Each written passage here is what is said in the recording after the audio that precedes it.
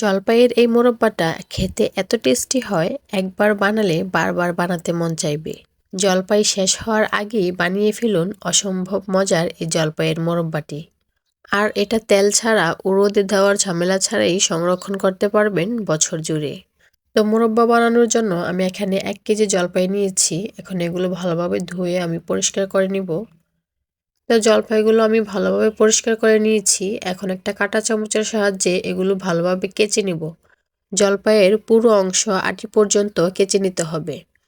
কোনো অংশ বাদ রাখা যাবে না, তাহলে চিনির শিরাটা জলপাইয়ের ভেতর পর্যন্ত ঢুকবে আর মোরব্বাটা অনেক রসালো ও সফট হবে।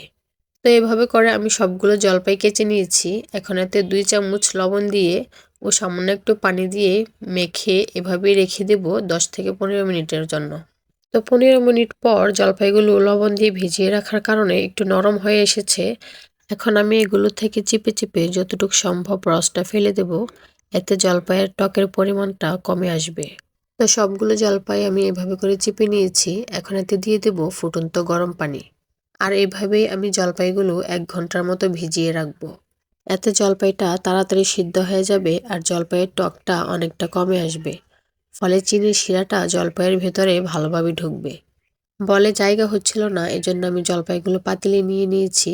আর গরম পানি দেওয়াতে জলপাইয়ের কালারটাও চেঞ্জ হয়ে গিয়েছে। এখন আমি জলপাইগুলো আবারও চিপে চিপে অতিরিক্ত পানিটা ফেলে দিব। তো সবগুলো জলপাই আমি চিপে নিয়েছি আর জলপাইয়ের গায়ে কোনো পানি নেই, একদম শুকনা শুকনা। এখন চুলায় একটা প্যান বসিয়ে এতে দিয়ে দেবো 1/2 কেজি চিনি। 1 কেজি জলপাইয়ের জন্য আমি এখানে 1/2 কেজি চিনি দিয়েছি।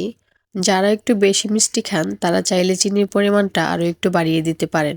এখন দিয়ে দেব 1/2 কাপ পানি। চিনিটা আমি একটু গলিয়ে নেব। আবার দিয়ে দেব স্বাদ মতো লবণ। একটু নেড়ে চেড়ে দিয়ে দেব কিছু আস্ত মশলা।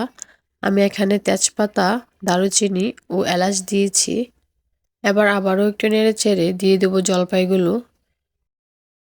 তো জলপাইগুলো দেওয়ার পর একটু নেড়ে চেড়ে আমি এখানে আরও 1 কাপ কুসুম গরম পানি দিয়েছি। ওই জায়গাটা আমার স্কিপ হয়ে গেছে, এজন্য আমি দেখাতে পারিনি। আরও জলপাই থেকেও কিছুটা পানি উঠেছে। এখন আমি দিয়ে দেব 2 টেবিল চামচ ভিনেগার।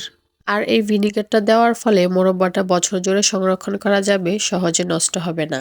তো আবার সবকিছু করা শেষ। এখন শুধু একটু সময় নিয়ে মোরব্বাটা জাল করে নিতে হবে।